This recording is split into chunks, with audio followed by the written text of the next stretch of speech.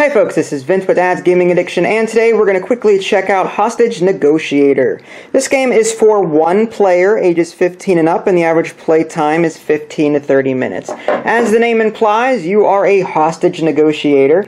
There are three captors, if you will. There's Donna Scarborough here, who is one of the characters that you're going to be trying to face down in negotiations and the like. You've got Edward Quinn here. And then finally you've got Arcane Musa. I don't know how to pronounce that, but yeah, each of these characters has different stats, if you will. Like you'll see the number of hostages there is the number 7, and then their starting threat level.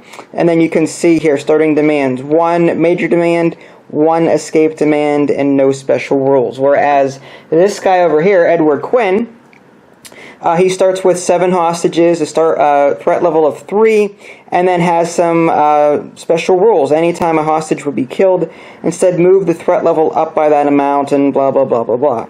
And then Edward only has 1 major demand. So you're going to pick one of these 3 characters to be the bad guy, if you will, and you're going to fill the board with the appropriate number of hostages in yellow here. This red marker is your threat level marker, and you'll start it on the appropriate space. Again, it tells you right on the card here 4, so I have it set on the 4 space. And the threat level will not only determine whether or not people get saved or whether or not they die, but also how many dice you roll whenever you're playing cards. I'll get to that in a minute. Now, you've also got this second-in-command card. If you were to kill this guy off during the game, but there's still hostages left over, this second-in-command takes his place, and the rules act a little differently here. Replaces the abductor card if the abductor is eliminated and hostages still remain in the hostage pool.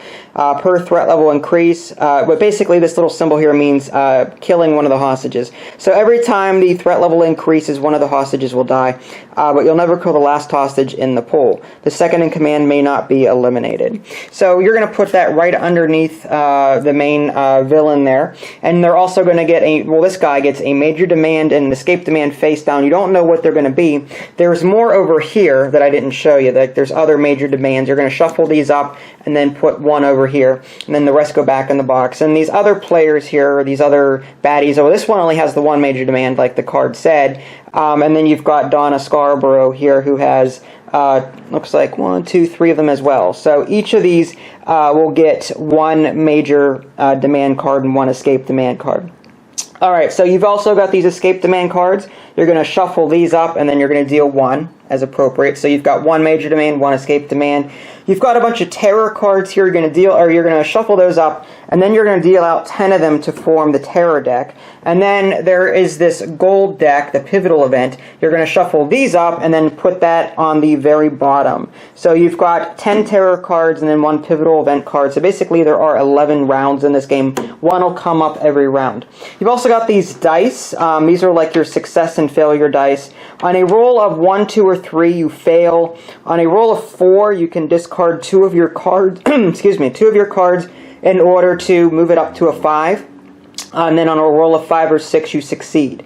So, yeah, that's basically it. Let me quickly show you the quick reference in the back of the manual here so you can quickly see how this all plays out. In order to win the game, you have to complete all of these objectives. No hostages in the hostage pool, at least half of the hostages saved, and the abductor captured or eliminated. You lose immediately if 1 of them occurs. More than half the hostages have been killed, the abductor escapes, or you're unable to draw a terror card from the terror deck during the terror phase. And then the game turn: conversation phase, spend phase, and terror phase. So during the conversation phase, you play and resolve conversation cards. Now that's what these are here. This is your buying pool, if you will, and there is a cost in the bottom right hand corner. This one costs 1, this one costs 2, this one costs 2, and they each have different effects, and you're going to be playing these cards during the first phase of a round. You do start with some, though, and they have 0 cost associated with them. Whenever you play a card, they go back into the pool over here. It's not like a deck builder where you can continue to reuse it. You actually have to put it back. And there's at some point, though, you will be able to buy more cards with the conversation points that you get. That's what this little tracker here is. As you play these cards, you may earn some conversation points, which you can then spend later in a round to buy these cards up. These cost 0. But as you use them, you have to return them. But you can never buy a card that you've used that particular turn. So you can basically use these every other turn, is what it comes down to. But let's just go ahead and show you how a typical round plays out. Small Talk is one of my cards, and if I were to play this right now, if I rolled 2 successes, well, let me see how many dice I'd be rolling first. According to this marker here, I'd be rolling 2 dice because it's on the yellow threat. So I'd be rolling 2 dice. If both of them come out to be a success, then I earn 3 conversation points. If I only get 1 success, I get 2 conversation points. If I do not get any, I get 1 conversation point, but the conversation ends, and I don't get to play any more cards this round, and I have to move on to phase 2. And again, phase 2 is the spend phase. So I may not want to play that one right now. Let's see if we have anything else. Keep cool. Let's see here. If I were to roll 2 successful dice there, I get -1 on the threat level tracker there, and 1 conversation point. If I get 1 success, it's only -1 on the tracker. If I fail, then I lose a conversation point. So that might be one I may want to play. What are your demands? That's the other 2 cards here. On a successful roll, a very successful roll, reveal a demand, and I'll be able to see what it is they want. And then I'll also gain 2 of these conversation points. And then I can, on a roll of 1, if I get 1 success, reveal a demand, or I can gain a conversation point. If I fail, then he gets pissed off and goes up of the tracker here. So, yeah, I think what we're going to do is play the Keep Cool card, and I'm going to put that right here to show that I've used it. Alright, there we go. And again, I need to roll 2 dice because that's how many I get on the yellow tracker. And I'm basically trying to get this guy to calm down so I can start rolling 3 dice if I can. And my goal, again, is to try and save these hostages. So I'm going to go ahead and roll 2 dice.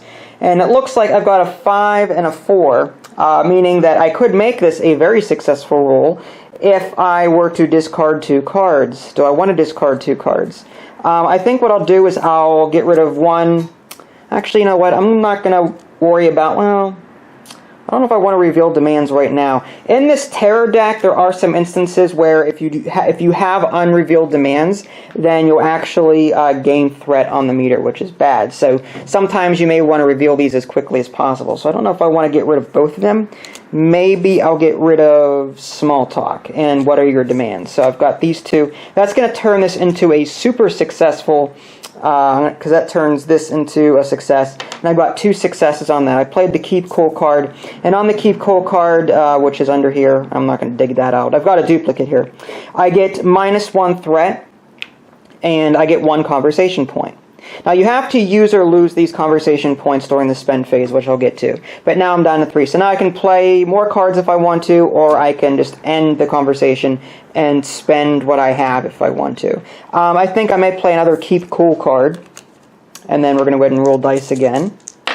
Alright, I've got a success and a blank. So I'm going to go ahead and just get 1 success out of that. That's another minus on the threat. So 1 more... and I'm down to 1, which allows me to roll 3 dice, which is actually pretty nice.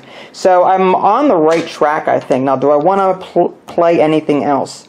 At this point, I think I may keep these cards. Well, since I'm ending the conversation anyway, I may do Small Talk.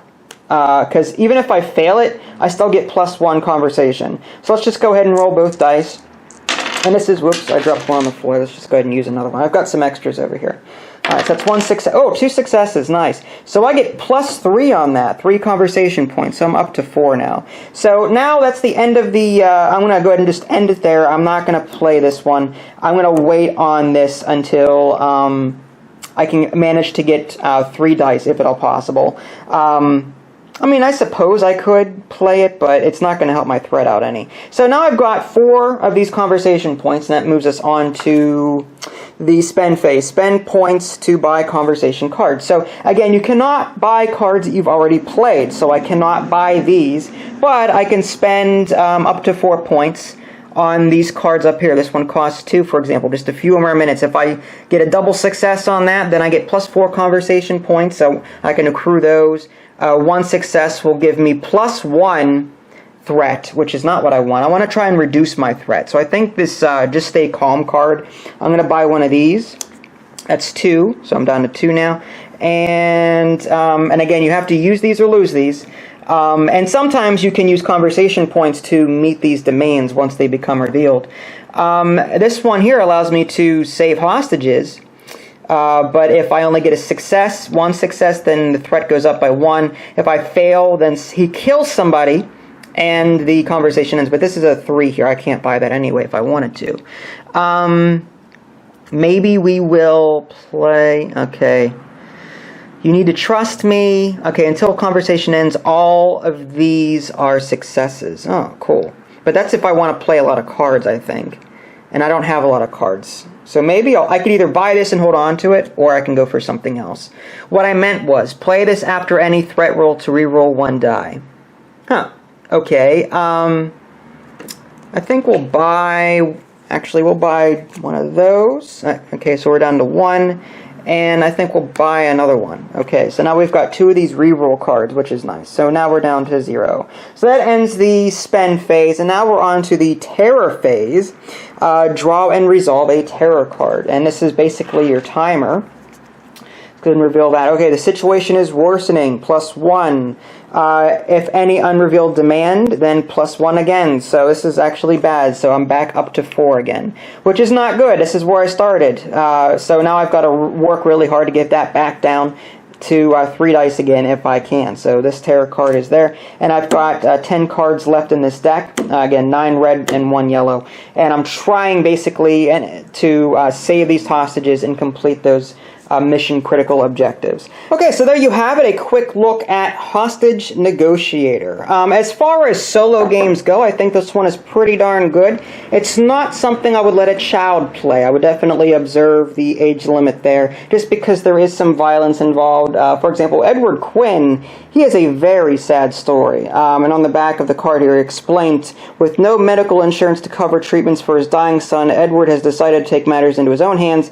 He has hijacked an entire Florida local hospital. So some of this stuff will hit home, even for adults, and I can't imagine, what a young kid would do reading that. So I would definitely keep this game, out of a child's hands if at all possible. But again, as a solo game, it's a lot of fun. A lot of it's luck-based because you are rolling dice, and in most cases, the dice are stacked against you because, a 6 and a 5 are your only victory. So you've got a 1 in 3 chance of, succeeding outright. But you do have a small chance, 1 out of 6, of being able to roll this, which allows you to discard 2 of your cards to turn that into success. So your odds are against you in this game, but there is some strategy in the way you buy these cards here, which ones you buy, when you use them, that kind of thing. What cards come up in the terror deck, because like I said, there are some other terror cards that won't be used for a particular game. Same thing with these pivotal events over here. And then their escape demands may be different, like, for example, this major demand here says, release fugitives. Spend 4 conversation points to concede during any conversation. During the next spend phase, you may take any 2 cards from the available area into your hand without paying their cost. So basically, you get a benefit for this. However, there is a penalty for conceding. And in this one, it says, anytime the threat level increase 1 additional level. So, you might get an immediate benefit for complying with his demand there, but throughout the rest of the game, bad things happen. Same thing with this escape demand. Spend 4 conversation to concede during any conversation 4. Until conversation ends, you get 2 extra dice, which is awesome, but the penalty for conceding, the abductor escapes at the end of the conversation. So, you're not going to want to try and concede this if you can, just simply because, if you fail in your dice rolls and finishing out all of your primary objectives, then you lose because he escapes. So yeah, Hostage Negotiator, pretty fun game. Go check it out. I do have a quick written blurb on my blog. Due to time constraints, I wasn't able to write out a full review, but this should hopefully give you everything that you need to know. And I generally don't cover all of the rules found in the manual, just because these videos are mainly here just to, at least introduce you to the game, to see if it's something that you'd like to play. And hopefully I've done that. If you have any questions, let me know. If you haven't already, subscribe to my YouTube channel and check out my official website, www.dadsgamingaddiction.com. This is Vince. Thanks for watching, and I'll catch you next time.